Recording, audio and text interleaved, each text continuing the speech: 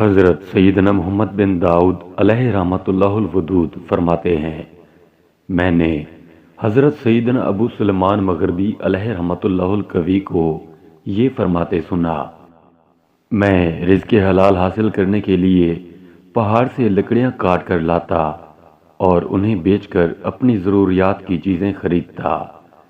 اس طرح میرا گزر بسر ہوتا تھا۔ میں حد درجہ احتیاط کرتا کہ کہیں میرے رزق حلال میں شبہ والی یا ناجائز چیز شامل نہ ہو جائے۔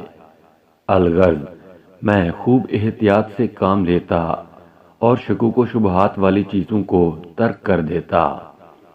ایک رات مجھے خواب میں بصرہ کے مشہور اولیاء کرام رحمہم اللہ تعالی کی زیارت ہوئی۔ ان میں حضرت سیدنا حسن بصری علیہ رحمۃ اللہ القوی، حضرت سیدنا فرقد علیہ رحمۃ اللہ الاحد اور حضرت سیدنا مالک بن دینار علیہ رحمۃ اللہ الغفار بھی شامل تھے۔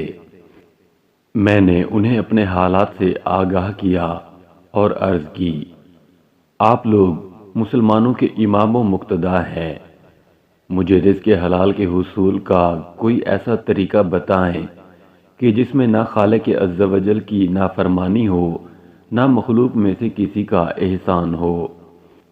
میری یہ بات سن کر انہوں نے میرا ہاتھ پکڑا اور مجھے مقام طرطوس سے دور ایک ایسی جگہ لے گئے جہاں حلال پرندوں کی کثرت تھی۔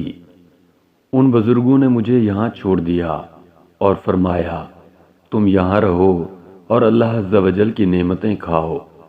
یہی وہ طریقہ ہے جس میں نہ خالق عز و جل کی نافرمانی ہے، نہ مخلوق میں سے کسی کا احسان۔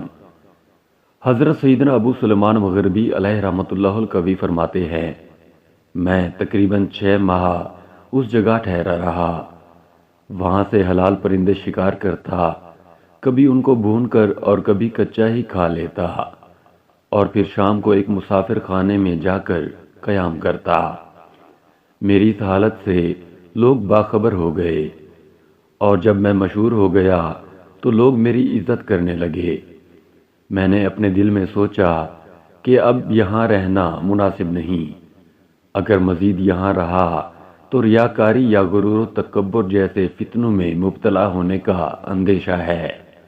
چنانچہ میں نے اس مسافر خانے میں جانا چھوڑ دیا اور 3 ماہ کسی اور جگہ رہائش رکھی۔ اب اللہ عز و جل کے فضل و کرم سے میں اپنے دل کو پاک و صاف اور مطمئن پاتا، اور میری حالت ایسی ہو چکی تھی کہ مجھے لوگوں کی باتوں سے بالکل انس بھی نہ رہا۔ ایک مرتبہ میں مقام مدیف کی طرف گیا اور راستے میں بیٹھ گیا۔ اچانک میری نظر ایک نوجوان پر پڑی جو لامیس سے طرطوس کی جانب جا رہا تھا۔ میرے پاس کچھ رقم تھی جو میں نے اس وقت سے بچا رکھی تھی جب میں لکڑیاں بیچا کرتا تھا۔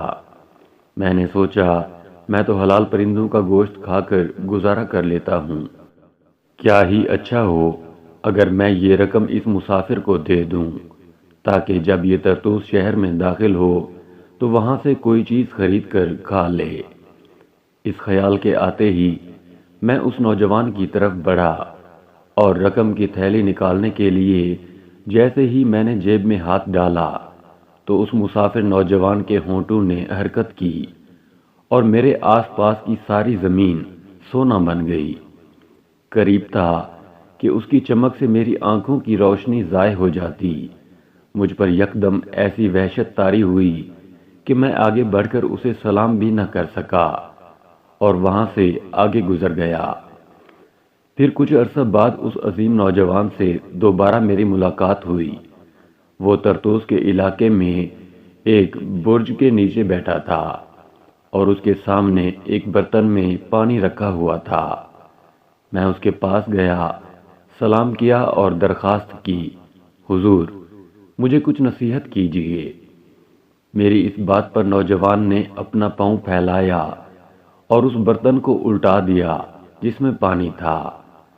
سارا پانی بہہ گیا اور اسے زمین نے فوراً جذب کر لیا۔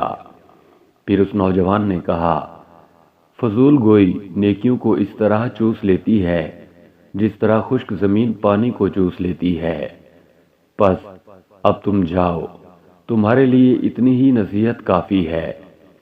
اللہ عز و جل کی ان پر رحمت ہو اور ان کے صدقے ہماری مغفرت ہو، آمین، بجاہ النبی الامین صلی اللہ تعالی علیہ وآلہ وسلم۔